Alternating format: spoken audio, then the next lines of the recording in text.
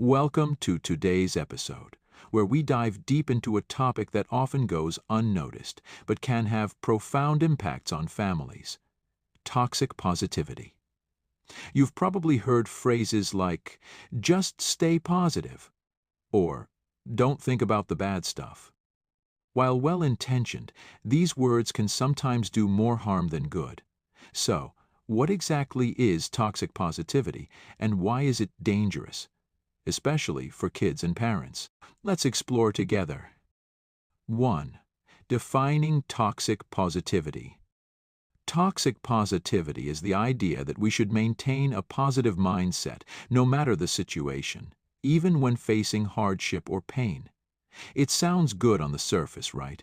But here's the problem. It dismisses or invalidates real emotions. When we push positive vibes only, we're telling others and ourselves that there's no room for sadness, frustration, or fear. Now imagine how this plays out for kids. A child comes home upset about losing a game or failing a test, and the first thing they hear is, "Don't be sad, it's not a big deal." While this seems harmless, it teaches them to bottle up their feelings instead of processing them. And for parents, the constant need to stay positive can lead to burnout and strain relationships. 2. The impact on kids. Let's talk about how toxic positivity specifically affects children.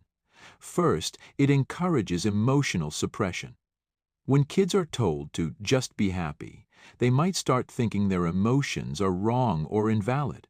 Over time, this can make it harder for them to recognize and express how they truly feel. Second, it sets up unrealistic expectations. Life isn't always sunshine and rainbows, and that's okay. But when kids are taught to always look on the bright side, they may feel like failures when they can't stay happy during tough times. Finally, toxic positivity can hinder problem-solving skills. Emotions like sadness or frustration are signals, our minds and bodies telling us something isn't right. If we ignore these feelings, we also ignore the opportunity to learn from them and grow stronger. 3. The impact on parents. And for parents, toxic positivity can be equally harmful.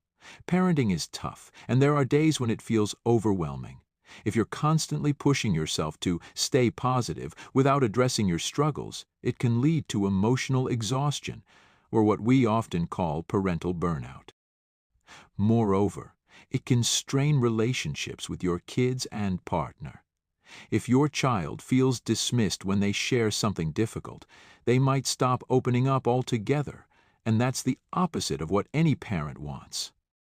It's important to remember, being honest about struggles doesn't make you a bad parent. It makes you human, and it teaches your kids that it's okay to feel what they're feeling. 4. What can we do instead? So how can we avoid the trap of toxic positivity and create a healthier emotional environment for our families? Here are 3 practical tips. 1. Acknowledge and validate feelings. When your child says they're upset or frustrated, respond with empathy.